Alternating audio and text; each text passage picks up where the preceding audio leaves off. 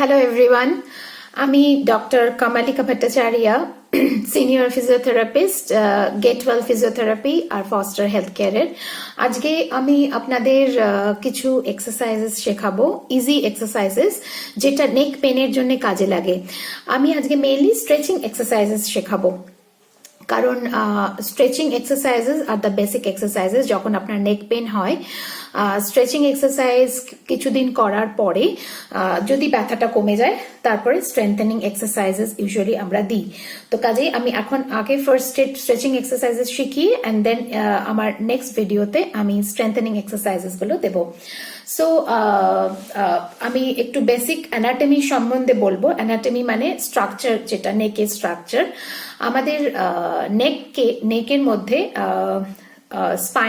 Spine আছে, যেটা হচ্ছে বলা হয় সার্ভাইকাল স্পাইন, যেটাকে সার্ভাইকাল স্পাইনও বলা হয়। এটা হচ্ছে 7টা বোন দিয়ে তৈরি, রাউন্ড রাউন্ড বোনস আছে 7টা, যাদেরকে বলা হয় ভার্টিব্রে, C1 to C7। তো সেই বোনস গুলো, যে স্ট্রাকচারটা আছে সার্ভাইকাল স্পাইনের, সেটা একদম সোজা নয়। আমাদের একটা কার্ভ আছে, যেটাকে আমরা বলি lordotic curve or lordosis we call it. আমাদের যখন নেক মাসলটা ভীষণ টাইট হয়ে যায় ব্যাড পশ্চারের জন্য অর অন্য কিছুর জন্য, but mainly neck muscle tight হয় ব্যাড পশ্চারের জন্য, তখন ওই লর্ডোটিক কার্ভটা আমরা লুজ করি। আমাদের লর্ডোটিক কার্ভটা চলে যায় করে নেকটা স্ট্রেট হয়ে যায়, আর তখনই আমাদের এইসব ব্যথাগুলো হয়। কিন্তু মনে রাখবেন, ব্যথাগুলো হবার সময়তে এটা জাস্ট যদি নেকে অল্প অল্প ব্যথা হয়, তখনই আপনি এই স্ট্রেচিং এক্সারসাইজেস গুলো করবেন। কিন্তু যদি ব্যথাটা খুব বেশি হয়, যদি মাথা ঘোরে বা যদি হাত দিয়ে ব্যথাটা নাবে, যেটাকে আমরা বলি রেডিয়েটিং পেন, নিচের দিকে নাবে, বা যদি আপনি টিংলিং সেন্সেশন হয় অর আপনার হাতটা অবশ হয়ে যায়, আপনার অনেক সময় হয় কি ফিঙ্গার গুলো অবশ লাগছে, তখন কখনোই এই এক্সারসাইজ গুলো করবেন না। তখন আপনাকে হয় কোনো অর্থোপেডিক ডক্টর দেখাতে হবে বা অর্থোপেডিক ফিজিওথেরাপিস্টের কাছে যেতে হবে, জানতে যে আপনার কি প্রবলেম। কারণ নেক হচ্ছে খুব একটা মানে খুব ডেলিকেট একটা স্ট্রাকচার, কারণ নেকের ওপরেই আমাদের ব্রেনটা আছে অ্যান্ড স্পাইনাল কর্ডটা আছে হচ্ছে আমাদের ভার্টিব্রার মধ্যে দিয়ে, অ্যান্ড এখান দিয়ে অনেক নার্ভস গেছে, সার্ভাইকাল নার্ভস, যেগুলো এখান দিয়ে সাপ্লাই করছে। সো মানে জাস্ট অল্প ব্যথা হলে তখনই এই এক্সারসাইজেস গুলো করবেন। সো আজকে আমি যেটা দেখাবো আপনাদের, সেটা হচ্ছে স্ট্রেচিং এক্সারসাইজেস নেকের জন্যে। তো আমাদের নেকে মোটা 6টা মুভমেন্ট আছে। ফার্স্ট মুভমেন্ট যেটা সার্ভাইকালের, সেটা হচ্ছে ফ্লেকশন, এক্সটেনশন, মানে সামনের দিকে বেন্ড, পিছনের দিকে বেন্ড, দুটো সাইড রোটেশন, মাথাটা ঘোরানো বাঁ দিকে ডান দিকে, আর হচ্ছে বেন্ডিং, সাইডে বেন্ড করা মাথাটা, ঠিক আছে? তো এই 6টা মুভমেন্ট যদি আমাদের স্ট্রেচ করতে হয়, এই 6টা মুভমেন্টকে যে মাসলগুলো হেল্প করছে এই 6টা মুভমেন্ট করতে, সেই মাসলগুলোকে যখন স্ট্রেচ করতে হবে পেন কমানোর জন্যে, ফার্স্টে আমাদের হাত মাথার পেছনে দিয়ে আমাদের মাথাটাকে পুশ করতে হবে নিচের দিকে, ওকে?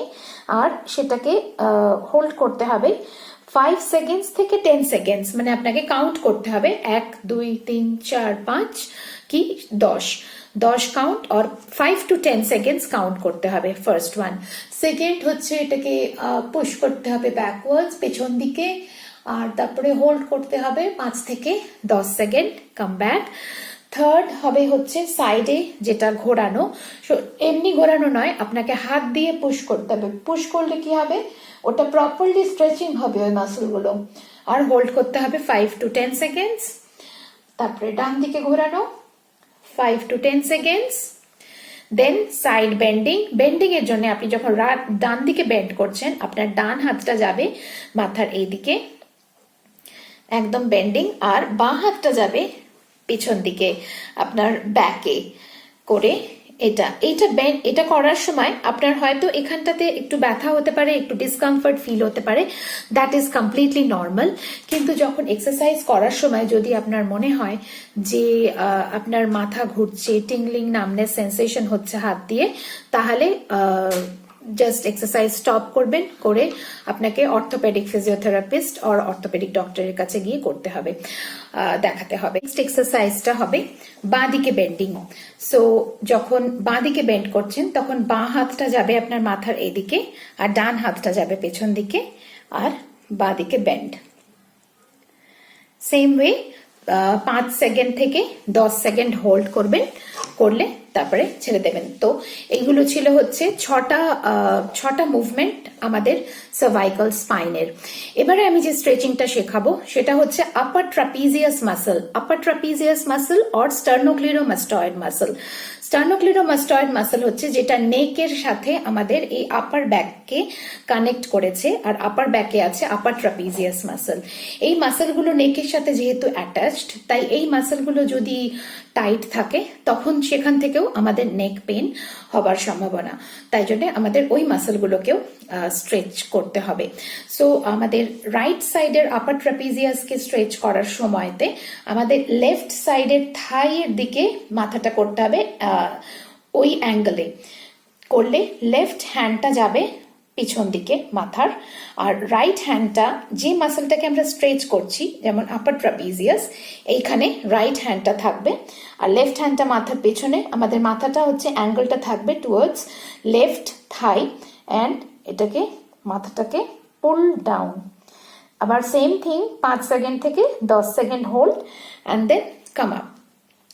সেম ওয়ে আমরা যদি লেফট ট্রাপিজিয়াসটাকে যখন স্ট্রেচ করব, রাইট হ্যান্ড যাবে মাথার পিছনে, লেফট হ্যান্ডটা যাবে এখানে আপ, অ্যান্ড দেন আমরা down and hold for 5 to 10 seconds. আমি 5 থেকে 10 seconds হোল্ড করছি না, আমি জাস্ট এটা দেখানোর জন্য করলাম। কিন্তু আপনারা যখন বাড়িতে করবেন অলওয়েজ মনে রাখবেন যেন 5 থেকে 10 সেকেন্ড আপনারা হোল্ড করেন এই স্ট্রেচিংটা। কারণ হোল্ড করার ফলে কি হবে, এটা মাসলটা স্ট্রেচ হবে, তখন মাসল যে টাইট মাসলটা হয়ে গেছিল সেটা লুজ হবে আস্তে আস্তে। এটা যদি লুজ না হয় তাহলে আপনার ব্যথা কম হবে না।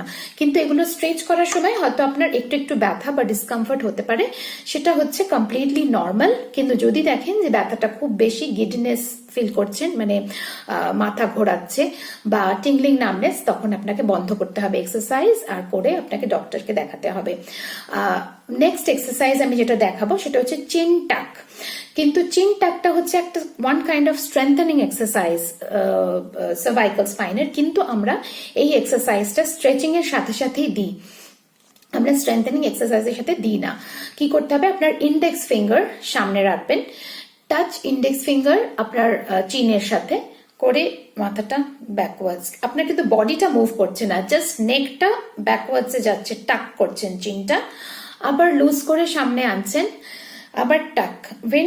যখন পেছন দিকে যাচ্ছেন আপনাকে কিছুক্ষণ হোল্ড করতে হবে, 5 সেকেন্ডস টু 10 সেকেন্ডস নয়, জাস্ট 3 to 4 সেকেন্ডস আপনি হোল্ড করতে পারেন, দেন কাম আউট। কিন্তু আপনাকে রিপিট করতে হবে 8 to 10 টাইমস। এটা হলো 6, 7, 8, 9th exercise, because 6 cervical exercise, 2টো ট্রাপিজিয়াস এক্সারসাইজ, আর এটা হচ্ছে 9th এক্সারসাইজ। এখন আমি আপনাকে লাস্ট যে এক্সারসাইজটা দেখাবো সেটা হচ্ছে টাওয়েল স্ট্রেচিং। সেই টাওয়েল স্ট্রেচিংটা মেইনলি আমি যেটা প্রথমে বলেছিলাম যে আমাদের সার্ভাইকাল স্পাইনের একটা লর্ডোটিক কার্ভ আছে, যেটা আমাদের টাইট, যখন মাসলটা খুব টাইট হয় সেই কার্ভটা আমরা লুজ করি, লস অফ লর্ডোসিস হয়। ইউজুয়ালি আমরা এক্সরেতে সেটা দেখতে পাই, এক্সরে রিপোর্টে লেখা থাকে লস অফ লর্ডোসিস। তার মানে ওই যে লর্ডোটিক কার্ভটা ওটা লস, মানে ওটা আর নেই, সার্ভাইকাল স্পাইনটা স্ট্রেট হয়ে গেছে, জাস্ট এই মাসলগুলো এত বেশি টাইট হয়ে গেছে, ওটাকে এত বেশি জোরে ধরে আছে। সো সেই মাসলগুলোকে, যেটা লর্ডোটিক কার্ভটাকে মেনটেন করছে, সেই মাসলগুলোকে স্ট্রেচ করার জন্য আমার একটা টাওয়েল লাগবে।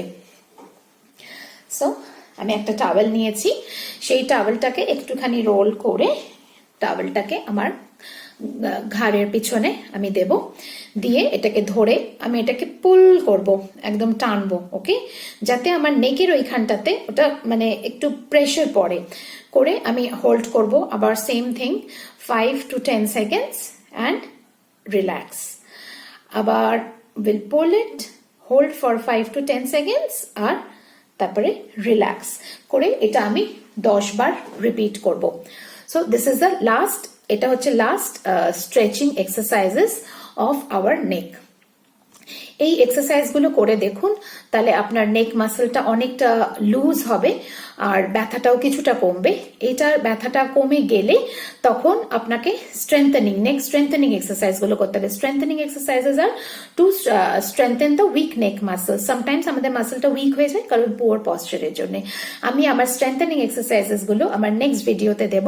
আপাতত আপনারা স্ট্রেচিং এক্সারসাইজটা করুন, তাহলে দেখবেন আপনাদের যদি কোনো ডিসকমফর্ট থাকে নেকে বা ব্যথা থাকে সেটা কমবে। আর যদি ব্যথা নাও থাকে, আপনি যদি এই এক্সারসাইজ গুলো রেগুলার অর উইকে মেবি 3-4 ডেজ আপনি যদি এই এক্সারসাইজেস গুলো করতে থাকেন, তাহলে আপনার নেক পেইন কখনো হবে না পুয়ার পশ্চারের জন্য। কারণ আজকাল আমরা সবসময় ল্যাপটপ ইউজ করছি, ল্যাপটপের স্ক্রিন থাকছে একটু নিচে, তখন আমাদের মাথাটা যদি নিচুর দিকে বেশিক্ষণ আমরা দেখি তাহলেই আমাদের নেক মাসলস টাইট হয়ে যায়। কিন্তু আপনি যদি এই এক্সারসাইজ গুলো রেগুলার করতে থাকেন, আপনার এই ব্যথাটা হবার সম্ভাবনা অনেক কম।